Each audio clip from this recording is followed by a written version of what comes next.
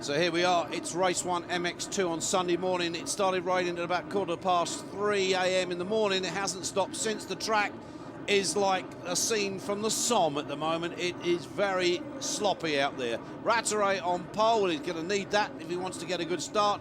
Further down, you're Gautier Paulain there, number 11 on the 11th part of the grid. Eric Eggins alongside him. Eric, of course, third on the podium at the first Grand Prix in Valkenswaard. Gate drops, here we go then. Look at this, it's a swimming pool. Are they all going to get through it? That's the big question. And I tend to say, no, they're probably not. No, I was dead right. Where's my bike, he says. It's there somewhere. He's probably sunk. Very, very tough conditions, but it's Rattray, number 4, that seems to have got the drop on the rest. Caroli is in there, and we've got carnage further back as they're all falling over each other. Well, not good. You can't see anything. You really don't know where you're going. That looks like number 13 there. That would be Manuel Moni. But Rattray, look at the depth of those puddles. It really is tough for these guys. Wait till they get to the uphill sections. It's going to be impossible. But Rattray, and that looks like number 26 or 25, Marvin Muscar. Yeah, it is Marvin Muscar on the NGS team. He's in 3rd position now. So I said about those hills, this is like a dose of Western Beach race in the middle of winter. The only time I've seen conditions as bad as this was around 2000 at Fox Hills in England when the Grand Prix was finally cancelled. 39 then, Davide GUARNERI, the Italian on the Ricci Racing Yamaha. And that is Stephen Sword, number 7. Well, Swordy back after that injury to his right ankle after crashing in MX1 in Germany a year or so back. It's good to see Stephen back. It's good to see him racing on the Molson Kawasaki. Well, Stephen, coming from England, will be able to cope with these conditions. There's no doubt about it. Out of the Golden Tyres corner at the top, because Golden Tyres are one of our major sponsors this year, as they were last year.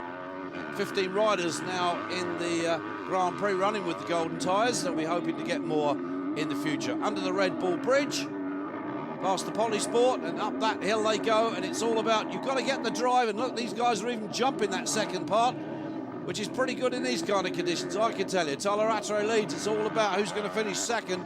Tony Crowley's out there somewhere. There is Tyler with a very clean front plate, but even the South African finding it difficult in these conditions. That's that hill. That's very, very difficult. It's difficult to get up there even when it's dry. Muscar and Caroli. So Tony there, you can just about recognise him, and it is a case of spot the rider and take your pick really at the moment.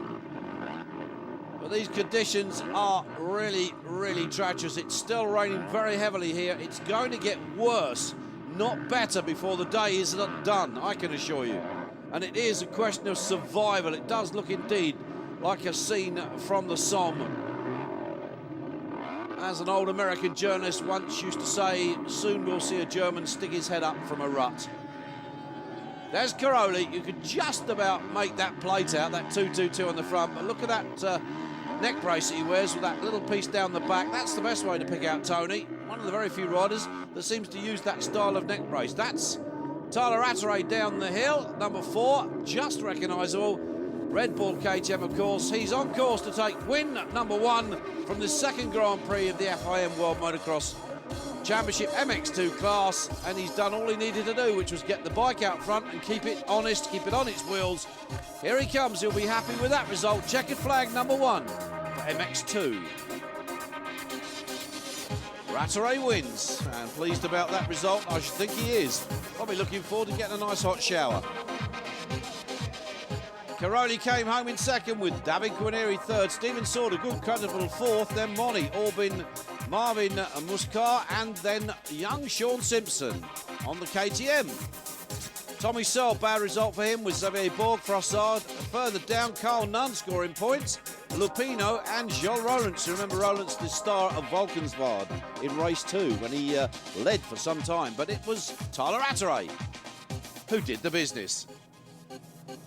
Start list for MX2 race 2. Tyler Rattray, winner of race 1. The rain has not really eased up here. It's still pretty heavy, so the track has worsened since race 1 for the MX2 guys. Race 2 here is going to be a real toughie. Gates dropped. Here we go then. Just look at that water. That looks like Tommy Searle has got a pretty good start, and someone's gone down, and that looked like Tommy Searle that went down. Well, he had a tremendous... There he is. That, believe it or not, probably is Tommy Searle. if a little wet and muddy, but he got a great start and then just lost it going into the corner. Looks like Davide GUARNERI's got a good start as well. Somebody else going down in the mud. But look, it is really a sight that you've not seen before in World MX. It's all about survival out there and just keeping the thing going, trying to find some sort of line where you can get some grip with the tyre. That, I think, is Stephen Sword. It is Stephen Sword. So a fourth in race one. This is looking good. Has he got the lead? Oh, someone's got it all wrong there. And, well, I'm not sure who that is. Oh, Swordy's got it wrong as well. Swordy led for a while, but has lost it on the uphill section. I think we just caught a glimpse of Tyler Rattray there as well. That's 31. Well, if that's the case, I've really got to look hard here because it is... Davide GUARNERI was there, so was Manuel Moni. Well, he's just about decided to bury that bike. That it really is a scene that brings back reminiscent scenes from the Western Beach race. Tony Caroli down in 10th.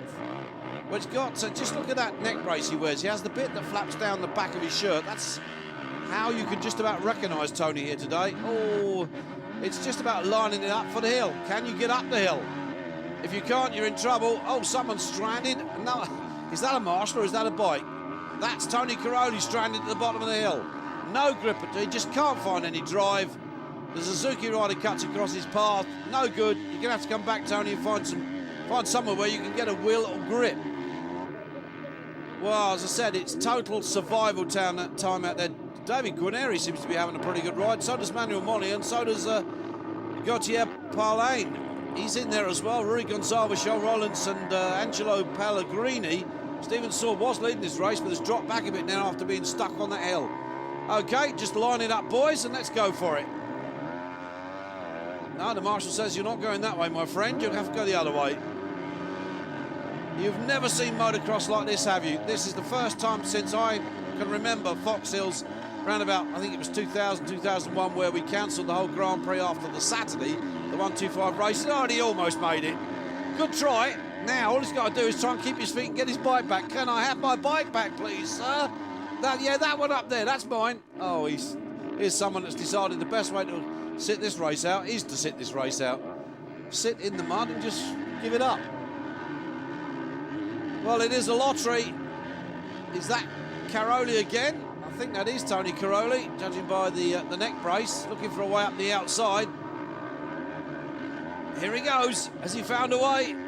Elbows down. Oh, look at that. He had a clear run to the top until that, poor unfortunate, slid back down. Can I have your hat, please, just to wipe my gloves with? Thank you very much. What gloves? I don't have any on anymore. Red flag has gone out 2 laps to the end. The red flag stops the race, and the result will stand.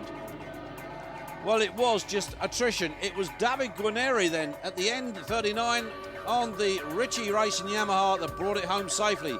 Manuel Moni behind him from Parlane, Gonçalves, Rollins, Pellegrini, Sword, and Searle. Well, with that result, Swordy should be on the podium. Searle picked it up after that crash at the start to finish there in 8th. Van Horebeek, Bobryshev, Caroli finished only 11th. Borg, Krestanov, Simpson, Orbin, Oranda. Nicholas Orban qualifying by LCQ after crashing in the opening, but that looks like Tony Caroli there. Indeed it is. GUARNERI wins it with 45 points from Moni and Sword.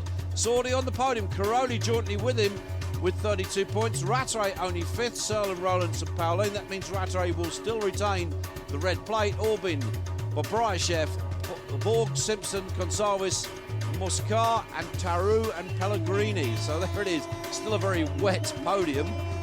But Davide GUARNERI, that's a while since he's been up there.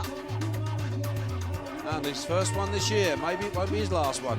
But you have to say, the lad did what he needed to do, which was kept himself honest, kept his wheels upright, kept the bike up moving, picked good lines. This lad should be an enduro rider in the future. He did well, I think. He did very well. Yes, indeed, riding with a slightly damaged collarbone, but Rattray still holds the lead in the championship, only by 3 points over Caroli. GUARNERI moves up to 3rd with Searle dropping to 4th. Gonçalves, Moni, Simpson and Orbin there, the top 8. Stephen Sword moves up to 9th, 1 point in front of Xavier Borg. Joel Rollins, Eric Eggins had a pretty awful day here, I can tell you that now. KTM on top, with 93 points with Yamaha chasing, then Suzuki, Kawasaki and Honda all squabbling over that third place. But Davide GUARNERI was the boy who kept it upright and honest in the mud here in Spain.